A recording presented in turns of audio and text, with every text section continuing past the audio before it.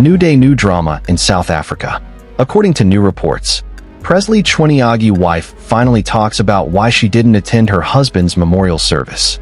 Please like this video so that you will not miss out on any information. The sudden death of Presley Chweneyagae, a household name in South African film and theater, left a nation mourning the loss of one of its brightest stars. His untimely passing on May 27, 2025, shocked fans, friends, and fellow actors alike.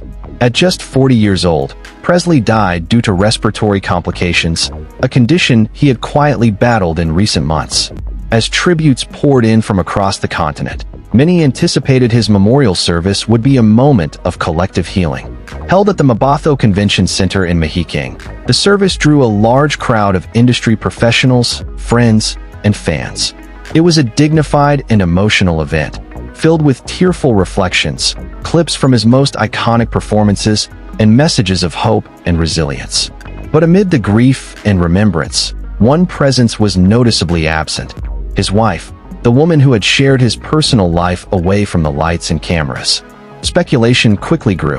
Why wasn't she there? What could have possibly kept her from honoring her husband publicly during his final send-off? The answer, as it turns out, is as deeply human as it is heartbreaking. Several days after the memorial, Presley's widow released a personal statement through a family intermediary. While she chose not to address the media directly, her words were raw, tender, and illuminating. In the statement, she explained that her decision not to attend her husband's memorial stemmed from the immense emotional toll his passing had taken on her. "In the days following his death, I felt like I was drowning," she wrote. "There was this fog over everything. I couldn't eat, sleep, or think clearly. Presley wasn't just my husband. He was the rhythm to which my heart beat. Going to the memorial felt impossible. It felt like I would break in front of the world." According to family insiders, she was advised by grief counselors and her physician to prioritize her mental health in the face of overwhelming emotional trauma. She had reportedly been in a state of near collapse for days and was under constant care and support from her immediate family. "It wasn't a matter of respect or duty," said a close friend of the family. "She loved him with every fiber of her being." But grief doesn't follow protocol. Sometimes, love means honoring someone in a deeply personal way, away from the crowd. In place of Presley's widow, her sister Bianca Carmichael stepped forward to deliver a moving tribute at the memorial. Speaking with grace and composure, she acknowledged the pain of her sister's absence, but reassured those present that it was not due to neglect or indifference. She simply wasn't ready to face this moment, Carmichael said, her voice trembling with emotion. Presley was her whole world. To stand in front of you all and relive his loss would have been too much. Bianca continued, painting a heartfelt picture of Presley as a man of substance, warmth, and humor. He wasn't just an actor. He was a father, a protector, a man of faith. He brought light into every room he walked into.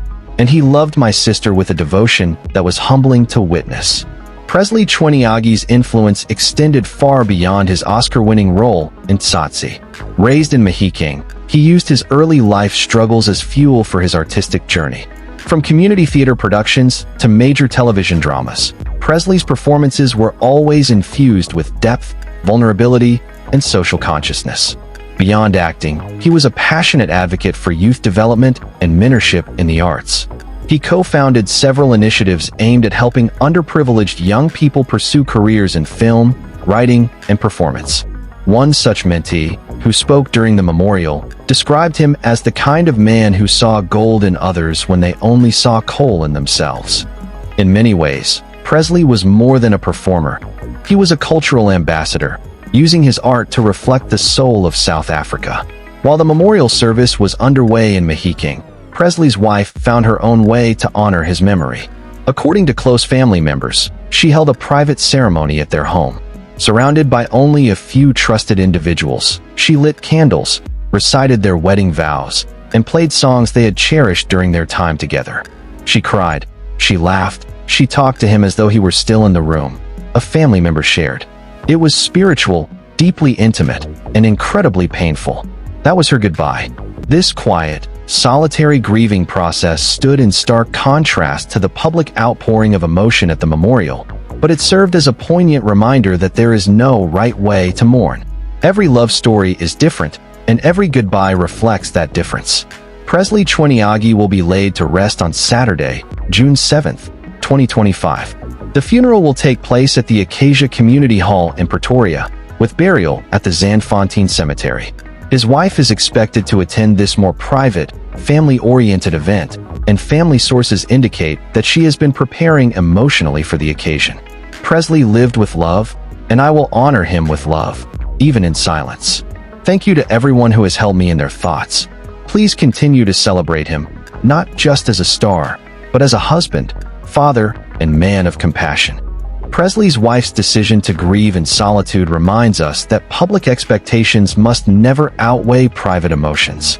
Her experience underscores the importance of compassion in times of loss, and her vulnerability has opened a larger conversation about how society views mourning, especially for those in the public eye. As the country prepares to bid farewell one last time, the love and legacy of Presley Chweneyagae endure in the hearts of those who knew him, worked with him, and watched him light up the screen. And perhaps most powerfully, his legacy lives on in the quiet strength of the woman who loved him most, choosing not to grieve in front of the world, but in the quiet spaces where love never fades. Thank you for watching this video. See you on our next video.